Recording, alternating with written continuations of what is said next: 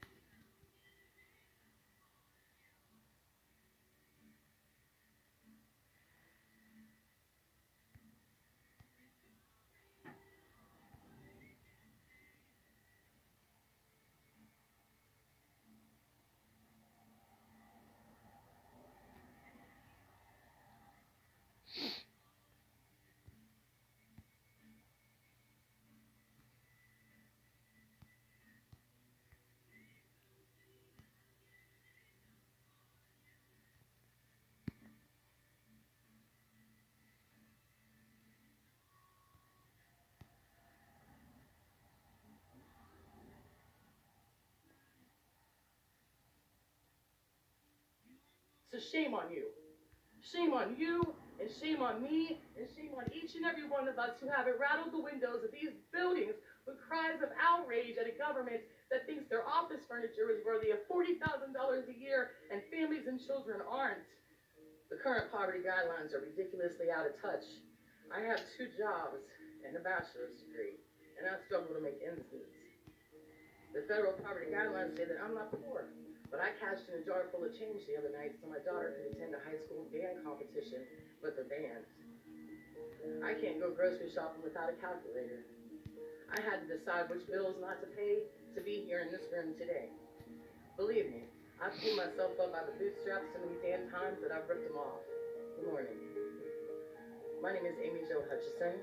I'm a single mom of two who's lived in West Virginia all my life. Today I'm here to help you better understand poverty because poverty is my lived experience.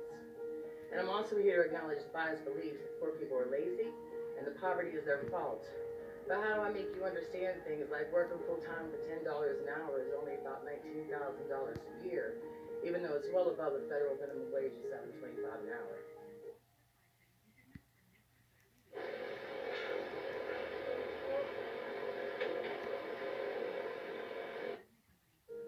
I want to tell you about a single mom I met who was working at a gas station.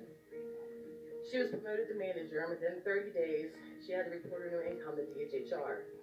Within 60 days, her rent bumped from $475 to $950 a month. She lost her SNAP benefits and her family's health insurance. So she did what poor people are forced to do all the time. She resigned her promotion and went back to working part-time just so she and her family could survive. Another single mom I know encouraged her kids to get jobs. For her DHR review, she had to claim their income as well. She lost her SNAP benefits and her insurance. So she weaned herself off of her blood pressure medicines because she, working full time at a bank and part time at a shop on the weekends, couldn't afford to buy them. Eventually, the girls quit their jobs because their part time fast food income was literally killing their mother.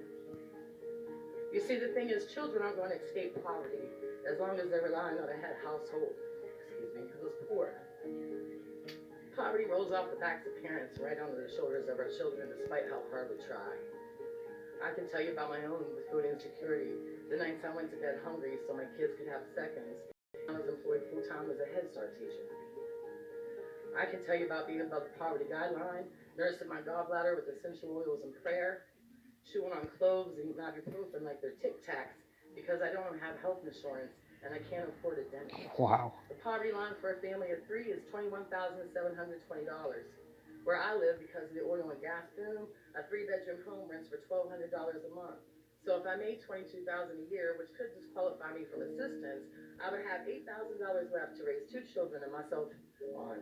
And yet the poverty guidelines wouldn't classify me as poor.